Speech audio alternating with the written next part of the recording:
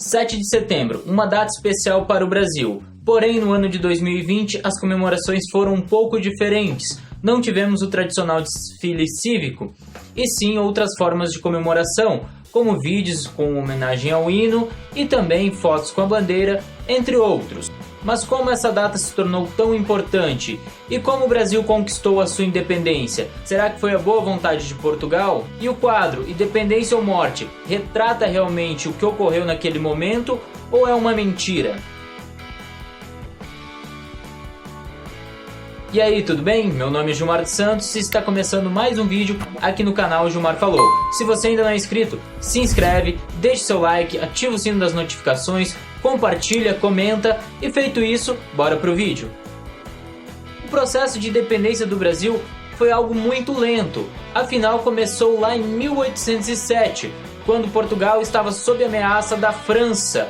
Isso porque não aceitou fazer o bloqueio continental, que impedia a relação comercial entre os países da Europa com a Inglaterra. Afinal, a França queria conquistar a Inglaterra. Napoleão Bonaparte tinha planos ambiciosos.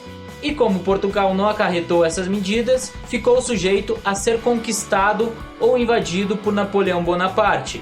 Logo, a corte portuguesa, junto com a família real, refugiou-se no Brasil, ou seja, em 1807 eles saem de Portugal e vêm para o Brasil. E essa viagem vai ser bastante longa, vai durar mais de 50 dias.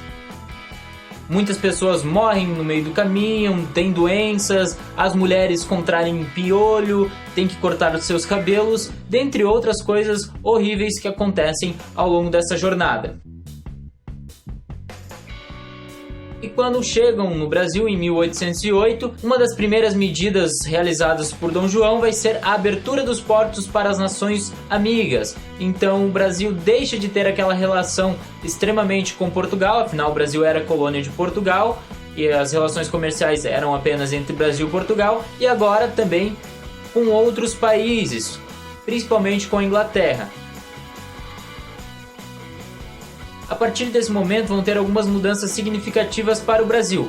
Tanto é que em 1815 o Brasil vai ser elevado a reino, ficando conhecido como Reino de Portugal, Brasil e Algarve. Na prática, o Brasil deixava de se tornar uma colônia para se tornar algo igual a Portugal, ou seja, um reino como Portugal. No entanto, sem mais ameaças da França, Dom João é convocado para retornar para Portugal, e em 1821 ele deixa o Brasil retornando para Lisboa, deixando no Brasil o príncipe regente Pedro de Alcântara.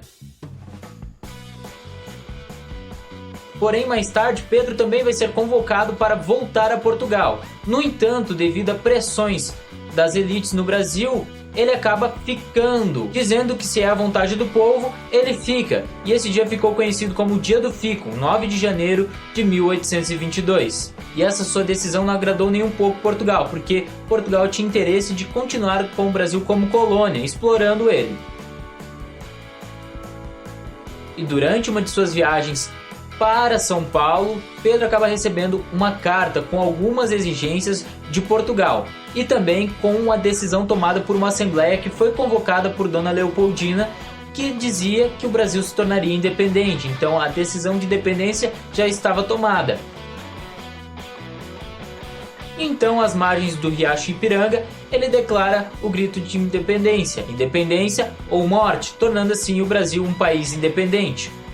No entanto, Portugal só vai aceitar essa condição de Brasil independente anos mais tarde, em 1825, onde o Brasil paga uma dívida de 2 milhões de libras esterlinas para Portugal e acaba contraindo uma dívida externa com a Inglaterra, país em qual ele pegou esse empréstimo. E a partir desse momento, o Brasil deixava de ser, então, definitivamente colônia de Portugal. No entanto, para a população em geral, não ocorreram grandes mudanças na sociedade, mas isso é assunto para um outro vídeo. Aqui agora nós vamos falar um pouquinho sobre o quadro Independência ou Morte de Pedro Américo de 1888, no qual ele retrata o grito de Ipiranga como algo glamuroso, algo muito grandioso, no que na verdade não era. Então, quando se perguntamos se o quadro é uma verdade ou uma mentira, é uma verdade e também uma mentira, pois ele ilustra de forma diferente o que realmente ocorreu.